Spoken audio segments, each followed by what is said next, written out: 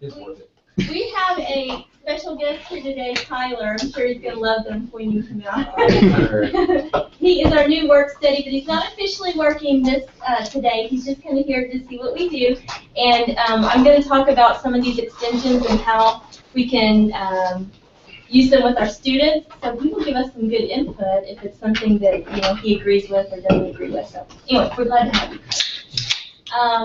So I have created a Google Doc that has all of these extensions in it and tells what they do. This is the URL on the whiteboard over here, but I've also shared it with you, so you should be receiving an email. And I put it in the remote attendee chat log, so Stephen and Tamara should have it as well. All right, I'm going to share my screen here. I do want to say that there is a correction to our flyer, our training flyer that's gone out. Our last session, we will have lunch on that session, the panel group, and we're going to try to have it in the Royce Brown because we're trying to do this upgrade thing to the Royce Brown and get some more technology equipment in there. And so we'd like to show it to everyone and have that last training session for the year in there. So, unless construction doesn't happen by April 22nd, then we'll have it in here. But I did want you to know there will be food, not just dessert. Okay, so what are extensions? Do we all use them? You kind of know what they are, feel good about them? Okay, so they're like these great things that make your life better, and they live on your Chrome browser, and they live there no matter what site you go to or you've logged into, they're always going to be there. So I love them. You can see I love them a lot because I have like a million up here. And everyone, are you familiar with how to sign into your Chrome browser so you can personalize it, make it your own, and all that jazz? Okay, good. Okay, so I will say that beware of too many extensions because sometimes that can slow down your browser. And beware of using extensions that don't have good ratings because sometimes they can have malware in them and things like that. So on this list, all of these should have at least 4 or 5 stars. So these are good ones. First of all, there's AdBlock Plus. Okay, this is mandatory. You really should have this. It will block all kinds of pop-ups and add-ons that try to come on your screen. Let me show you. Let's see here. And on this Google Doc is a link, so if you want to add any of these, it'll take you right to the Chrome store and you can see it. But it's just fabulous. That's what it does. I mean, there's not a whole lot to say about it other than that. It has really good ratings. A lot of people, they really recommend it, so I would highly suggest it. And all you have to do is hit Add to Chrome right here. Mine's already added. So let's see. The next one on the list is AnyDo. This is basically a task reminder kind of thing, and let me show you mine. It's this little blue box up here. You can attach notes, you can make subtasks, you can embed it in your Gmail. It's drag and drop. Does anybody in here use AnyDo? How does it compare with Mark? Yeah, can you show us how it works? Yeah. So, I don't think I'm signed in on this account. Is this unique to Chrome? Is it unique to Chrome? Yeah, this Firefox. Let me see. I think it does work on the other browsers as well. I'm not sure about this one. I know this one, you know what, I think it does because it has a website that it will take you to outside of this. But you pretty much just type in the task, and then it has a little drop-down box, and you can add a reminder and set a time on the calendar when you want it to remind you. It's kind of user-friendly. You can add like an alert priority to it, put it in a certain folder, add notes to it, which I have on mine. Then when you're done with it, you just do the check mark, and it doesn't remind you anymore. But what I like about it is that it'll have that little red 1 pop up here. So no matter what website you're on, that's going to still be there, and that's going to bug you until you do it. So is there a mobile version? I think so. I think there is an app for this one. Let's look at it. So yes, and this one has a website. Sorry, that writing is really tiny.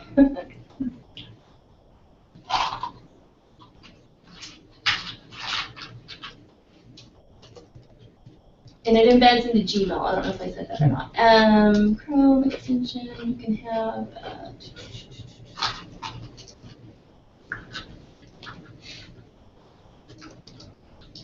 So this one's right up there with Evernote because it was highly suggested, 4 stars, and I'm not sure what Evernote is. Evernote's probably 5 stars or 4 stars as well. So that was one of the most popular ones in the list. Then there's Awesome Screenshot Minus. I probably use this almost daily in my job, and it's just a wonderful teaching tool.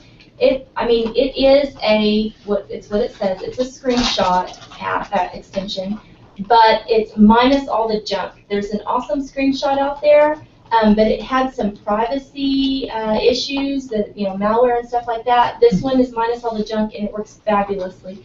Let me see. So it's this little camera lens up here, and it gives you all types of capture options for your page. So I usually do selected areas. I don't have to do a whole page. And it may not work because I have the Google Hangout on right now. But anyway, and then it takes you to a whole editing page, and you can write on the page, put text on the page, highlight things.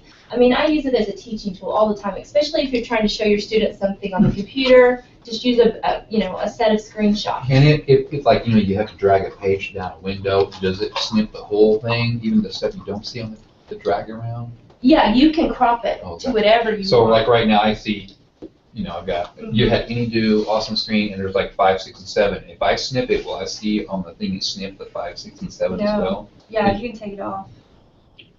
I'm not saying, suppose my page is 4 screens long, and I use your tool. Will it scrap the parts of snap the parts of the screen I cannot see? Usually mine doesn't, no. Okay, but there's no option to make it actually do that. It only snaps what you actually see. Right, and let's see, so there's a delayed capture desktop. Well, when you say selected area, can you highlight? Because it says capture entire scrolls down? page. Yes, you can scroll down. Because it says capture entire page, and does that mean you would capture not just the screen, not just the part of the page I'm looking at, but maybe the whole page? That would be if you did that. Well then maybe so. Because there's a snipping tool built into Windows that does that, but this does way more than I do. Yeah, I think the editing on this is better. Okay. Like I said, with the editing you can do all types of stuff. I just love it. I may have to mess with it. Yeah, it's fun. Just play around with it. It's free. Alright, so this next one is Checker Plus for Gmail. Really, really cool here. It's 5-star extension. This one is this little email icon I have up here. And so you never have to open your email again, basically, if you don't want to.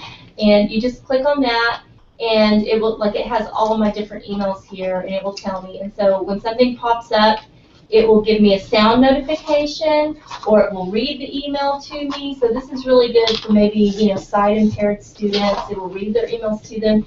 I actually had an incident yesterday. We were out here in a meeting, and I kept hearing a woman's voice in my office, and I was getting a little freaked out. Well, I had the reader on, and so as emails were popping up, she was reading all my emails out loud. So anyway, it has a lot of ways that you can really just kind of personalize it. And what I like about it is you can delete it or tell. I wish I had an email that popped up right now, but anyway, you can, as soon as it pops up, you can say this is spam or delete it. Want me to email you? Yes, that would be great. And what else? You can compose from right here. I'm telling you, you never have to open up your Gmail tab again. Misti Foster 11, is that what it is? Misti Foster, yeah.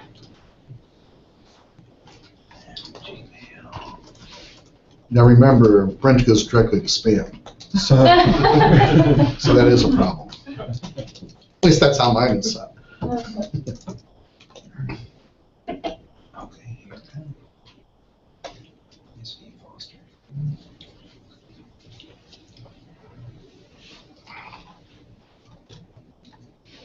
Oh, there's your fresh one. There it is. Well, and I don't have the voice notification on, but if I did, I would have read the whole email. Okay. But so from here, these little icons, you don't even have to open up the email. You can just say mark as read, trash, spam, archive it from here. And so I really like that. Yeah, so you can be working on several other things. You don't have to worry about, oh, I'm going to check my email or something like that. So, pretty neat. And then it lights up with the red icon. So with the numbers, you can see I have 5 new emails. Okay, and then there's Google Dictionary. So some of these extensions are for you to refer to your students, because I realize you may not need this, but I think that they are kind of, they might be a little life-changing for your students. So Google Dictionary is basically an extension that will let you double-click on any word and it will tell you the definition. Now, it won't work on hyperlinks, of course, because it's a hyperlink, and when you double-click on those, it's meant to route you somewhere else. But, so let me see if I can go to a website here. Okay, so that's what it does when you go to a website. And so you don't have to go to Google and Google something, which is kind of nice for convenience sake. So here we have a Pomeranian website, and so if, I'll just double-click on any word. It's going to give me the definition, and then I can go to more, and it will take me to, I think it's dictionary.com, and it will give me more information about the word. All right, oh, I have an email, it sounds like, or just now is dinging. Oh, there's a couple there. Spam. Goodbye. Okay. And so this next one is Grammarly. And this is another one you might refer to your students. It might change their lives. So I think anybody that's in charge of a social media website should have Grammarly on their browser. Because as you all know, when you're in Word or you're in a Google Doc, you can use spell and grammar check. But when you're typing a status on Twitter, Facebook, or even your email, well, your email has it, but we don't always use it on our emails. It will automatically catch it. You don't have to click anything. It's just going to catch it. It's going to highlight it, and it's going to tell you, this word is misspelled or something like that before you get through typing the sentence. So it's great, especially people that are over departments at universities that have these social media sites. I think this should be a must. So let's see. Let me look into it.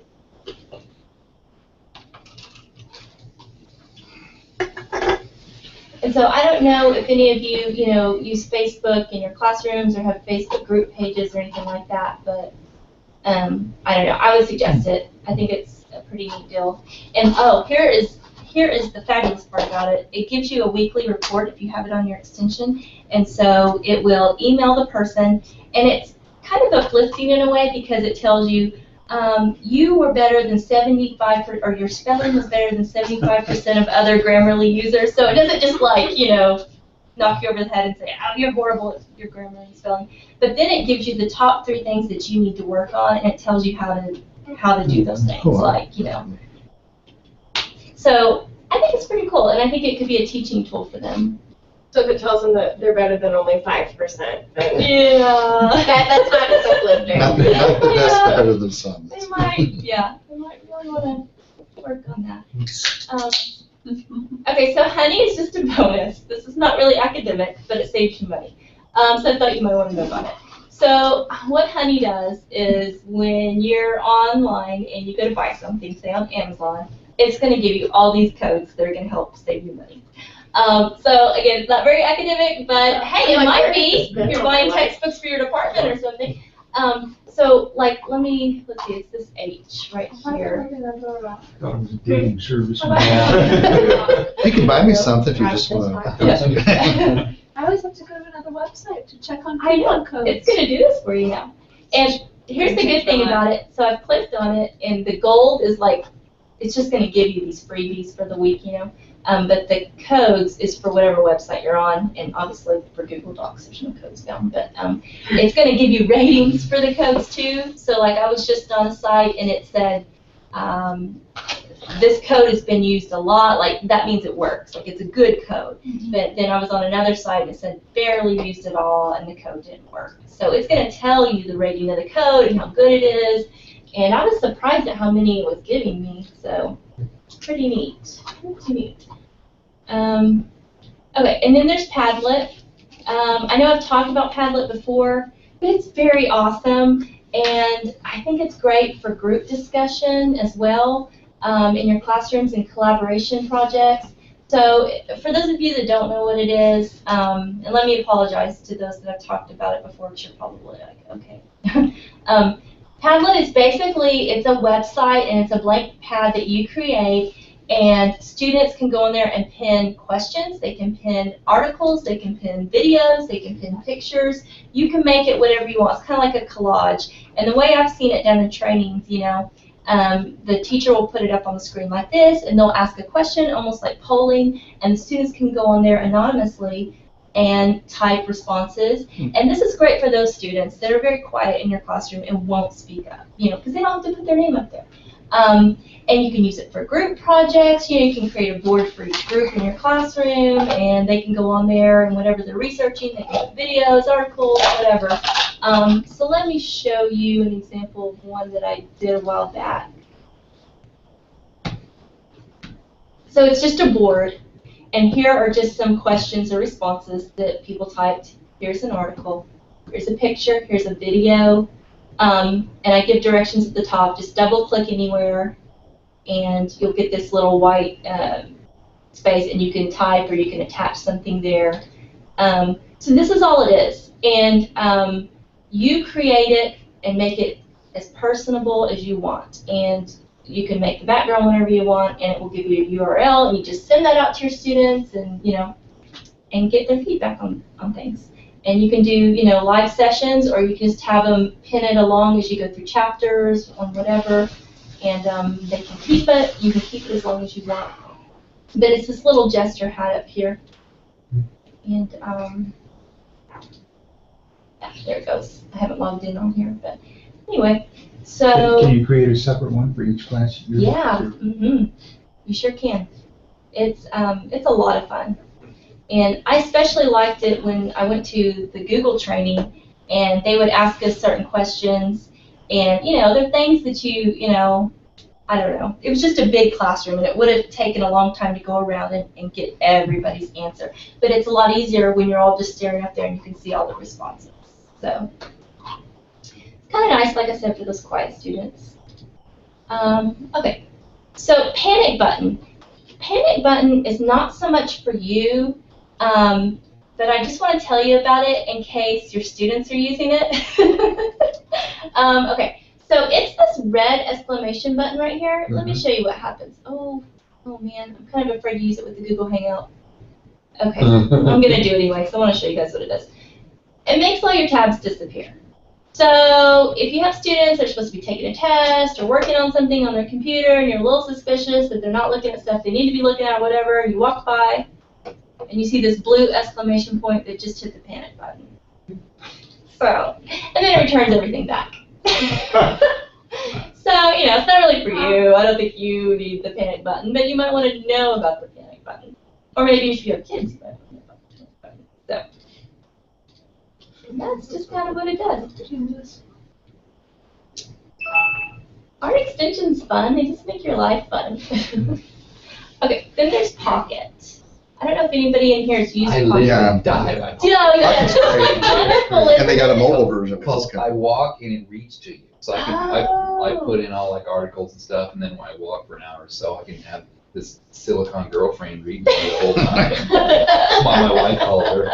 So it's really great. Well, as long as your wife knows about it. Then. Yeah. So I'm in an open pocket marriage with this. It's really amazing. So. That is great. I'm glad somebody else loves Pocket. So it will save all of the wonderful articles and things. Like, let's say you're scrolling through and you want to read this article later, but you just don't have time right now. You just pocket it. That's all you do. Or videos or whatever. And let's see. I think it's this one. I forget. Is it that one? Yeah, I think so. So oh boy, sorry. I don't think I've signed in on this computer. Let me see if it'll allow me to do it. Sorry, I'm signed in as the ORC on this one. Anyway, I don't think it's going to let me do it.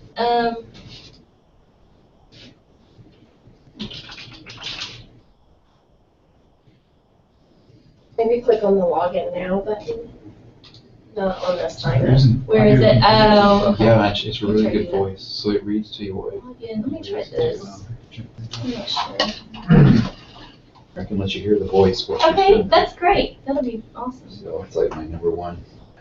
So if you save things to Pocket on your computer and you download the app on your phone, it'll have all those Yeah, articles it from keeps your it synced computer. everywhere. All my computers go to the same app. Awesome. Does Pocket have multiple pockets in it? Like, can you sort things? Yeah. You can tag them, I think, if I remember right. Yeah, it has some kind of organization that you can, I think this is gonna be my new thing. Yeah, it's great. I really like, and it takes all the extra stuff off and puts it into a readable font. And I think you can also set it where it's like it makes the stuff available offline. In a Clinton v. Trump race, the contest could have consequences both ugly and far-reaching, particularly for the Republicans. After Very winning the easy to race, understand. people You can have English voices, Hindi English, American English. It's got all sorts of voices. It's got light and dark, so you can change it to a dark background, read it at night. is that the free version? Yeah, Is it's it a free Cool. version. Yeah, Cool. so. Tells you also every year it sends you an email how many words you read, equivalent to what books it does. Yeah, so I was very curious about that. So it's really neat. And there's ways to cheat too with it. I'll tell you those if you want, and they're Yeah. worth it. Suppose you have a PDF and you want to capture a PDF. What you do is you build you a WordPress Word site, cut and paste the PDF stuff onto the Word site, and then you capture the text off the WordPress site or something. Then it goes right back in there. So then you can get all your JSTOR and your academic journals and all that with some academic stuff. So I really like Pocket. It's very handy that way. Wow. Well. So how's that ethics course going? Doing great. Case studies. Well, Who was and that so, saying? yeah, so you can like pull up your articles, your videos, You your tag 'em images, and also. then your tags. So I don't have anything tagged right now, but anyway. Yeah, it's Also let you fabulous. send article links to friends. So if I found an article I know in chemistry that Kyler would like, I'd say send to Kyler and press it and it appears in his email box. Awesome. So like I send different articles to different people, so if we're good. So if you're on a page with an article, what do you hit to pocket it? You just hit this icon right here. Because when I hit it just now, it's red because I hit it already, but it's gray. And then you hit it and it says save to pocket. Drop something Okay. down so they say, Okay. there it is. Mhm. It disappears in a minute. And, or if you didn't need to, you just hit remove. So,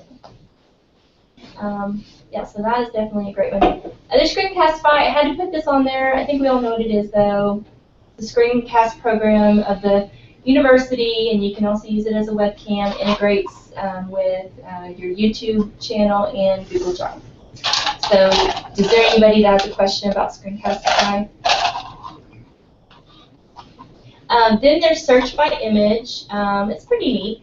It's probably just more fun than academic, but so all you have to do is double click on an image or right click on an image, and it will show you all the places on the web that image is found. So sometimes this is nice, like if you're wanting to. I know on my social media pages, every now and then I'll do it just to make sure, like, I don't have identity theft, nobody's stealing my picture, you know, I don't know. It's just things like that. And I think I had a Pomeranian page open, but I might have closed it. So, I'm going to see. Maybe I can do it on my Padlet. Oh, there it is. Okay. Let's say search Google image. This is probably going to be everywhere. So, it's just showing me the other places that this image has popped up on Google, which is a lot of places. All right. Then there is Stay Focused. I'm kind of afraid of this one, but it's really, really good. So it does exactly what it says. It helps you stay focused. And so it's this little blue thing up here, I believe, yeah. So what it does is it lets you put a time limit on websites. So if you're one of those people that gets easily distracted, this might be what you need to do. So you can go into settings and really customize it a lot. So I can give myself, 10 minutes for Facebook every day, and it's really going to lock it down after that. I cannot get into Facebook after that. No, I Too bad couldn't. it doesn't work on your phone. Yeah. I could probably log into another browser if I really wanted to sit around What do it. you mean by lock it down? You type www.facebook.com and then it just doesn't come up? Yeah, it's just not going to allow you to get on there. The thing about it, though, it has this. Can we lock out Moodle? Yes. Yes. I spend too much time grading. I need to get. Yeah, I need to lock it. Everybody on campus should do that, and then, oh, no, I can't.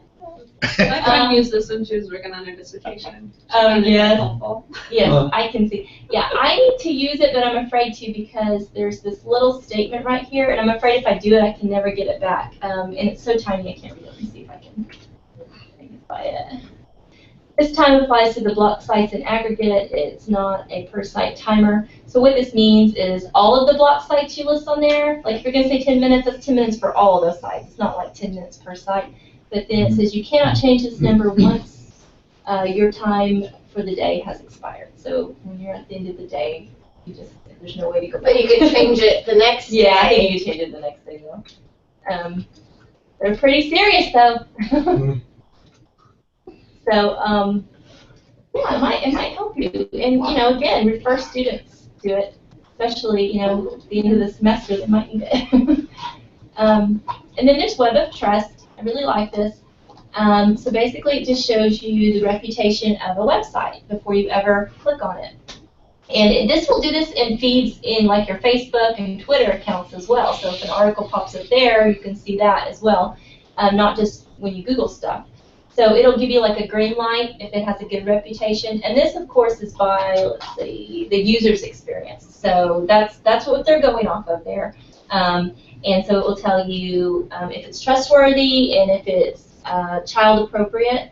Let me see if I can go somewhere. It will give you a red light if it's not, and yellow if just to be cautious. So do you see all these little green lights on all these Pomeranian sites? Evidently, Pomeranians are pretty safe. So, but if you click onto it, it'll give you a little bit more information. And then it allows you to add to it if you have something to say to it or get more detailed information on it. So it's 74% trustworthiness, 69% child safety. That's a pretty good site, I guess. But then there are people down here that have added stuff. Let's go to a real dark red one and see what it says. Yeah. Yeah, like search for I can't Pomeranian find any porn. dark red ones. Since I've had this, I haven't seen any. Maybe because SNU has them all blocked. Probably. But I have seen a couple that don't have any light and it has a question mark, and that's just because they don't have any user reviews on those sites. So you just kind of have to be cautious on those. That might come in handy. Then there's Yagby. Oh, I do apologize. This is a little bit more than 10 because there are just so many great extensions. It's just hard. It's hard to limit it to 10. Yagby is yet another Google Bookmarks extension. So it's a bookmark. It has a really good rating, so I thought I would bring it up. And let's see, it's this purple star right here. And it just allows a lot of different customization to it. And so you just click this little icon right here, name the website, and boom, you've added it to your bookmarks. And then you can do a refresh, and this is the options. So you go into here, and you can just customize it a little bit more. Kind of just a standard bookmark, that you see out there. So that is Yagby. And then there's YouTube HTML5 video ad block. This blocks ads from your YouTube videos, and it's fabulous. So if you're going to show YouTube video in your class, be sure to have this on your Chrome extension and be logged into your Chrome extension, so because God knows what they are going to show on some of those ads. So this is just great to have. Are you talking about the ads at the very end, or are you talking about like little pop-up things that show I up think it's both. Because I did it the other day and I didn't see either one of those. It hides text, ad, annotations, video ads. Go into it here. That's great. Yeah, and I think AdBlock Plus does a little bit of that too, but if you have both of them, you'll be super set. Set to go. So yeah, so this one, sorry, again, it is so tiny. Yeah, it automatically skips YouTube video ads and hides text ad annotations. It works on all websites that contain a YouTube video, works with HTML video players. So, I love that. Now, if there was a way to get our students, I don't know, maybe IT just needs to put that on all the SNU I don't know, if they could do that. Everyone that logs into their SNU account, so the students wouldn't have to see those videos and any of those ads on any of the videos. I don't know. That would be something, we could do that. Anyway, so that's 16. It's not quite 10, but it's a little more than 10. But what are some extensions that I didn't mention that you guys love? I use Dig, an extension where it will follow a website. When that website changes or added something, it will show a list by date of when it changed. Like, for example, if you have a site that's a news site, it'll show, like, for example, technology news. It'll say, okay, here's 5 articles that got posted on that site today. Wow. And so I follow some philosophy sites and some technology sites. And so I log into Dig, and it shows me, and it lets you categorize them if you want. It just shows you all the new stuff. So I find the new stuff, then I add the good stuff of the new stuff to Pocket, and then I read or listen to it later. So Dig's, it's a kind of a gathering site is what it is. And so you just put any URL in there, and it'll say, okay, have you click into it, and then whenever new stuff gets posted, like a couple blog authors I really follow, then I can just download their stuff on Pocket and listen to it. So it's really handy that way. Does it give you like a little notification up there so you can see like? Yes, it does. I'm telling you right now, I have 23 articles waiting to go as soon as I go into Oh, Dig. awesome. So it's kind of nice that way. Awesome, cool. Dig, I'll have to remember that one. It didn't catch them for you automatically. Yeah, it automatically catches them for me. So if I click here, as you can see, and I hit Dig Reader, and then I've been known to use You tell them Send to ahead of time. Kindle extension. So like if I know I want to be able to read something offline Shows later, I can send it to my Kindle, like PDFs and Yeah. stuff. What is Yeah. it called? Just send to Kindle. Send It's- to Kindle is what yeah. it's called? Oh. Well, it's actually, you can get it from the Amazon, does that make sense?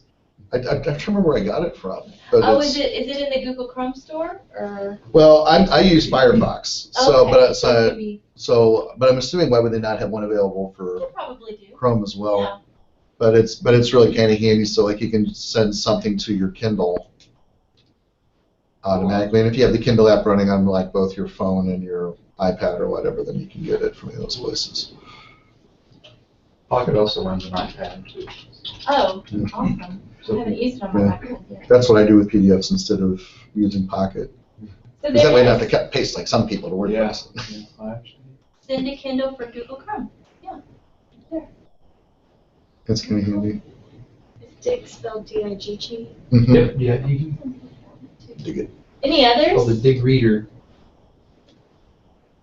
Kyla, do you have any to I add to keep our list? installing things on my phone.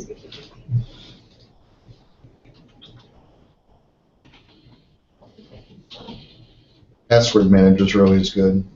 Like I use 1Password that way, but any kind of password manager extension's handy. Yes.